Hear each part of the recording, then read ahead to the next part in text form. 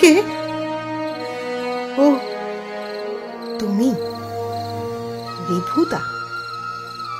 সেই আবার তবে তোমার সাথে দেখা হলো? হ্যাঁ, এসেছি গত রোববারে।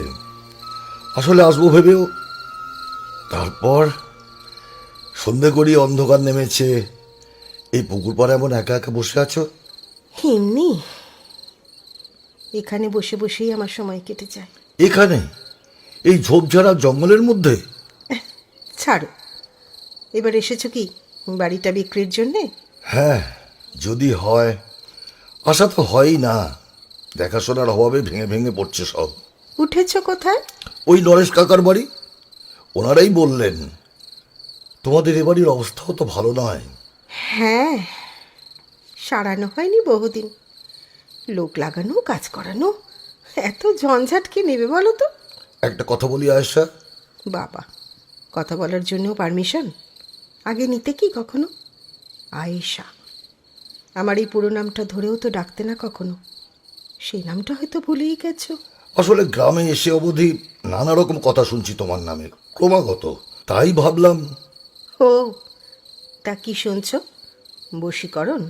হ্যাঁ, তার সঙ্গেই আরো কিছু। বশীকরণ করে মন্ত্রের জোরে রাতের বেলা পুরুষ মানুষদের ডেকে আনি আমার কাছে এখানে, আর পরের দিন পুকুরে মেলে তাদের লাশ। তাই শুনছো তো? দেখো, প্রত্যন্ত এসব গ্রামের মানুষের মন থেকে এসব ধারণা দূর করা এত সহজ নয়। তোমার বিরুদ্ধে দেখলাম বেশ একটা অসন্তোষ। যদি একটা কিছু হয়। দূর, কি আর হবে বলো তো? এই আছি, একার জীবন। যদি নাও থাকি, মরেই যাই। কারোর কোনো ক্ষতি তো নেই। মানে এমন একটা মিথ্যা অপবাদ নিয়ে? আচ্ছা, কেনই বা করো আয়েশা এসব অদ্ভুত ব্যাপার স্যাপার? রাতের বেলা এই পুকুর ধারেই নাকি কারোর অপেক্ষায় বসে থাকো? আধার নামলে বড় একা লাগে গো। এখানে এসেই বসি। মা বাবারটা তো ছিলই, এখন ছেলেরটাও নতুন। ওর সাথেই মনে মনে কত কথা বলি। ওই দিকের নতুন কবরটা বুঝি তোমার ছেলের, তাই না? হ্যাঁ, ও তো সবে গেল। আধারে ঠাউর করতে পারোনি মনে হয়। ওপরে পাথর ফলক করে নাম লেখা আছে তো। দেখো আয়েশা, এ কি স্বাভাবিক? একে তো নিজের লোকদের গোট দিয়েছো বাড়িতেই, এ পুকুরের আশেপাশে, আবার রাত জাগো এখানেই বসে এইভাবে। একদিন বাদে এসে আমাকে নিয়ে তোমার এত চিন্তা রিভুদা? জানি কথাটা ঠিক কেন বলছো, কিন্তু এসে অবধি গ্রামের সবার মুখে শুনে খুব বিশ্রী লাগলো। তোমায় তো জানি, লেখাপড়া জানা একজন শিক্ষিতা মেয়ে, তাকে নিয়ে। আচ্ছা, একটা স্কুলে বোধহয় পড়াতে না মাঝখানে? বাবা, তুমি আমার এত খবরও রাখো? আমি তবে যাই কোথায়? হয় এভাবেই হেসে উড়িয়ে দেবে, নয়তো রাগ আর অভিমান। কখনোই বাস্তবটাকে আর বুঝতে চাইলে কই? আচ্ছা, বাস্তবে বাস্তবে ভালোবাসা কোনো মানে রাখে রিবুদা? দু ধর্মের মানুষের হানাহানি, তাও সমাজ মেনে নেয়, কিন্তু তাদের ভালোবাসা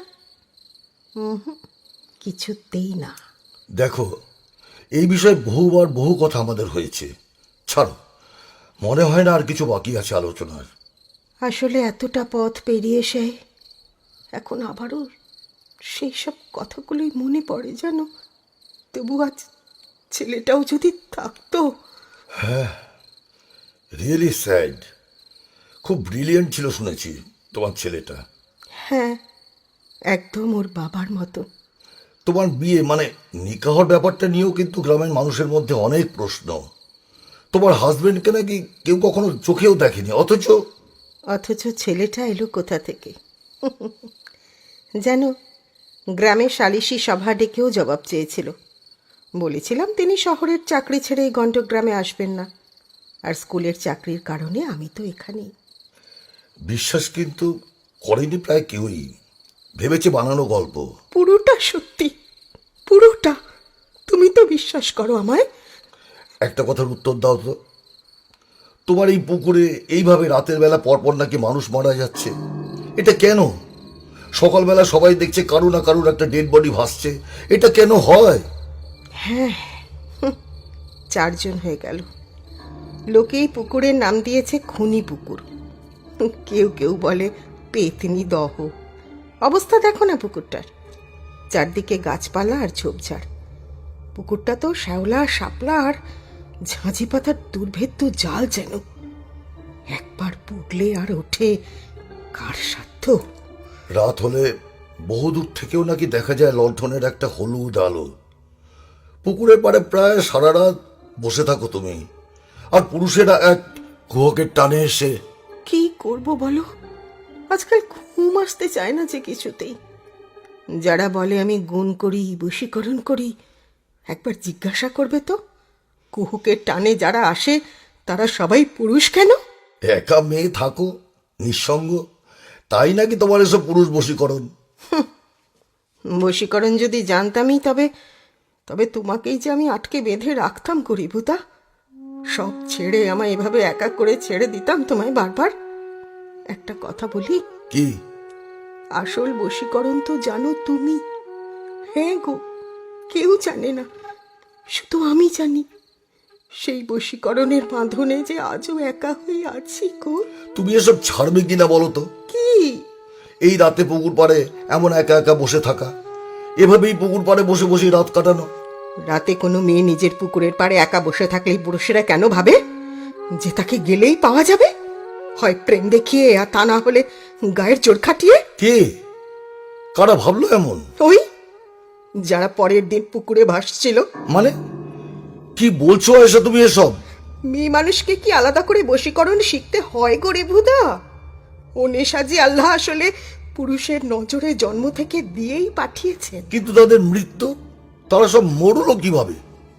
মেয়েরা নিজেদের সম্ভ্রম বাঁচাতে পুরুষকে মেরে ফেললেও আইন কিন্তু তার শাস্তি লেখে না রেভুদা। আর এ তো কেবল পা পিছলে পুকুরে পড়ে যাওয়া। কি বলছো তুমি জানো আয়েশা? তার মানে কোনো না কোনো ভাবে তাদের সব তুমি।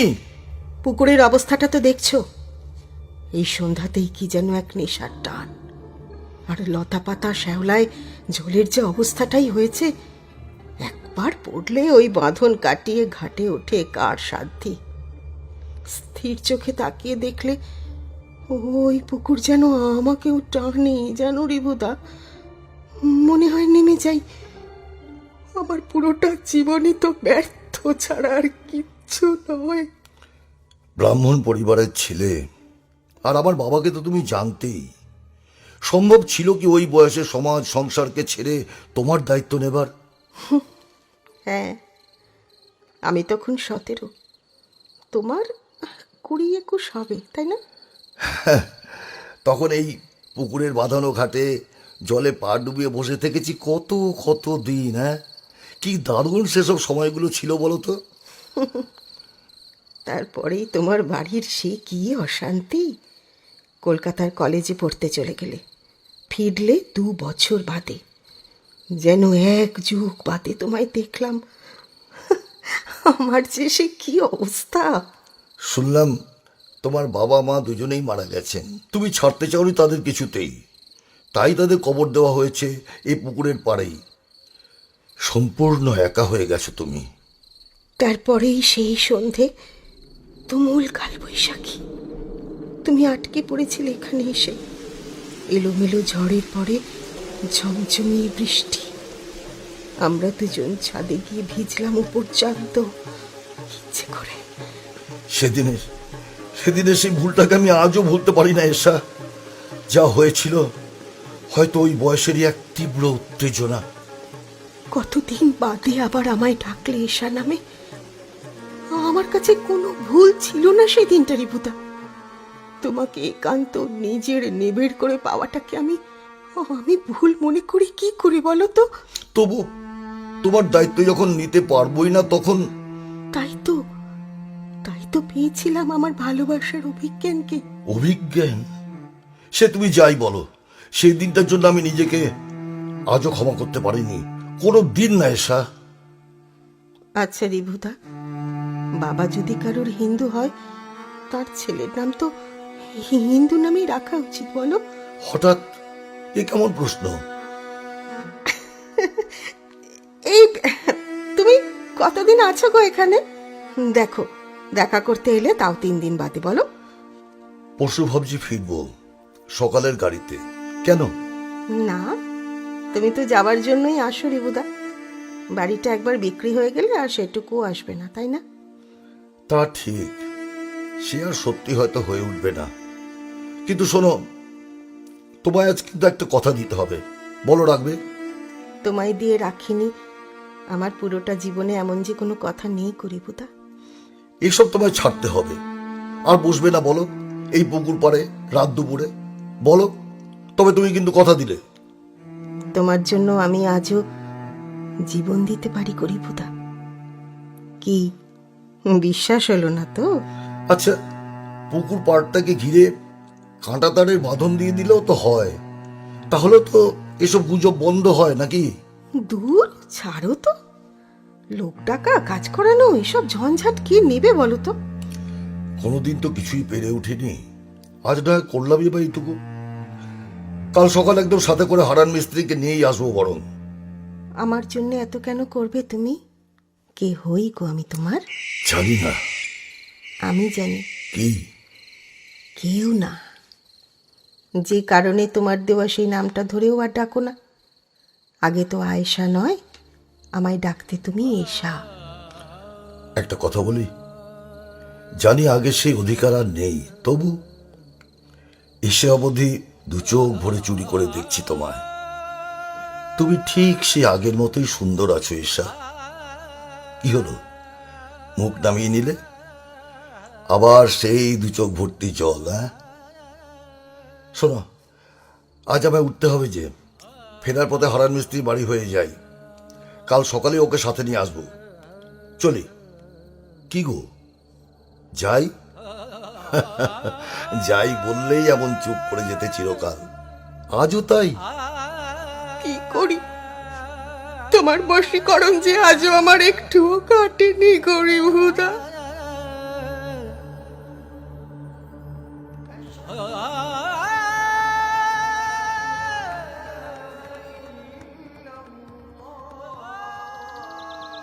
আচ্ছা হারান, কাঁটাতারে কাজটার আগে পুকুরটাকে একটু পরিষ্কার করে নেওয়া যায় তো? যা অবস্থা, ফুল গাছটার তলায় এটাই বোধহয় নতুন কবর। আয়েশার ছেলেটার কি নাম লেখা? অভিজ্ঞান। কাল সন্ধ্যেতে তবে কি বোঝাতে চাইলো এসা? হিন্দু বাবার ছেলের হিন্দু নাম, মানে আমাদের ভালোবাসার অভিজ্ঞান।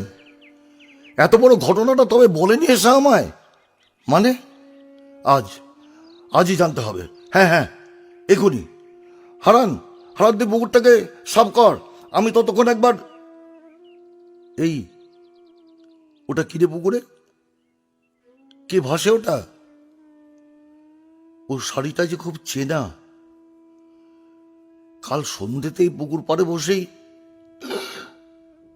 এসা। এসা কেন? এসা কেন?